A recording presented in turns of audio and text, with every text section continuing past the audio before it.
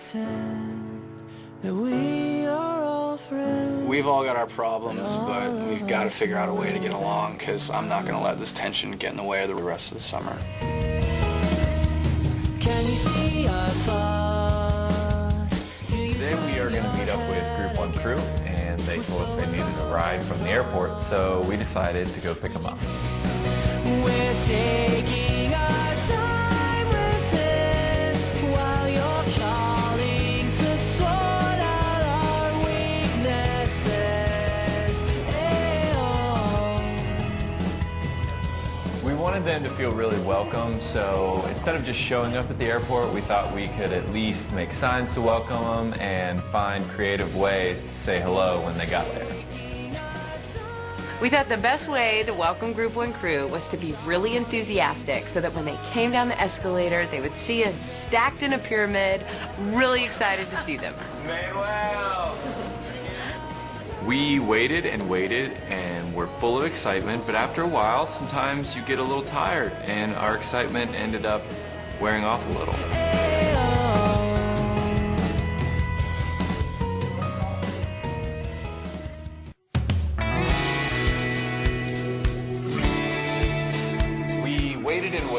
For Group 1 crew to show up, but it was taking a very long time, and we got a little tired, so we ended up laying down and kind of taking a nap. So tired of waiting.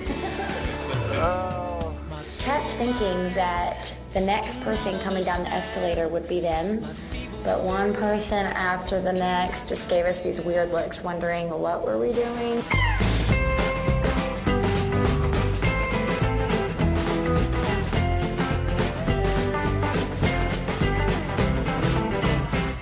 Probably not the enthusiastic welcome that we had planned. Oh, hey guys. I guess once you put yourself in their shoes, it's not really funny. All right, it was lame. I'm sorry, Group 1 crew.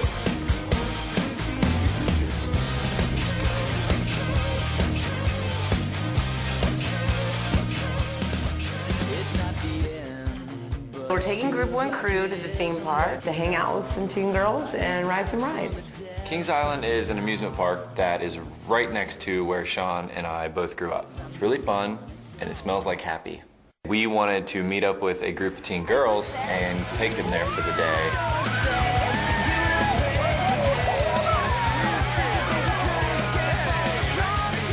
We were really excited to meet these girls, and it turns out that they were even more excited to meet us.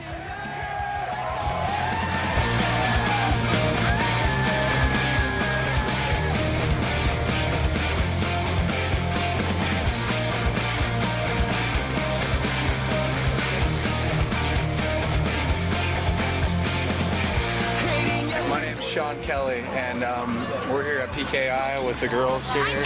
I'm Bridgie. And we're about to hit the bumper cars, which is also a family favorite. I'm pretty good at bumper cars, so this is kind of my time to shine.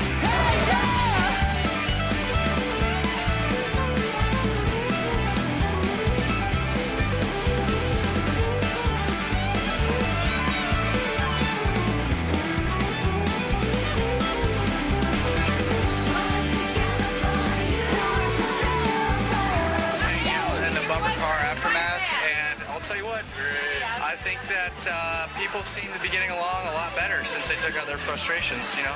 It's like I always say, save it for the cars. Save it for the cars. Doing fun activities with the girls is really great because you just get to know them for who they really are. I got a chance to talk and get to know Nina and find out what's going on in her life. When I was like 10 months old, my parents got divorced and she met my stepdad. My real dad was never really in my life, so. Struggle like with any anger or anything about it all? Really? Do you have any sadness or? Not really.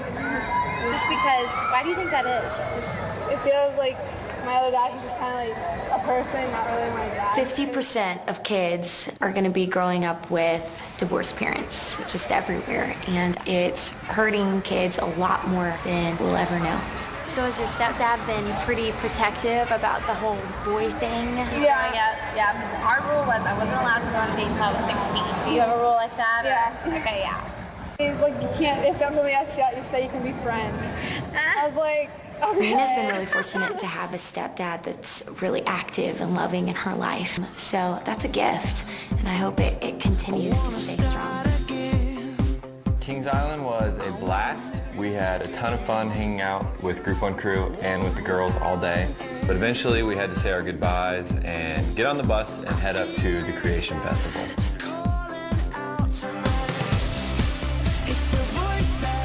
On the way to Creation, we finally had a chance to sit back and relax as a group and just talk about the summer. I heard a couple 13-year-olds at the last ichthus saying I love you, except they had no idea what it was. Like, I loved my last boyfriend, and I'm like, you're 13 and it was so you're 12, and they're like, no, I loved him.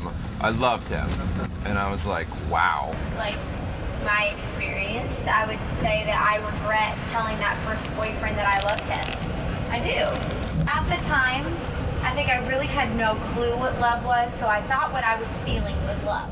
But now, I have a whole different definition and understanding. Love you is a big deal, man. It's a big deal. And the longer you wait, the bigger of a deal it is, the more you meet. So there's an element of responsibility and follow through that comes with telling a girl you love her until I'm ready to really fulfill those words, and I'm not going to convey it other than by action first and then verbally, because it's the action that matters, not the words. When is the first time you told a girl you loved her? Never have. You never have? Uh-oh. You and Ashley?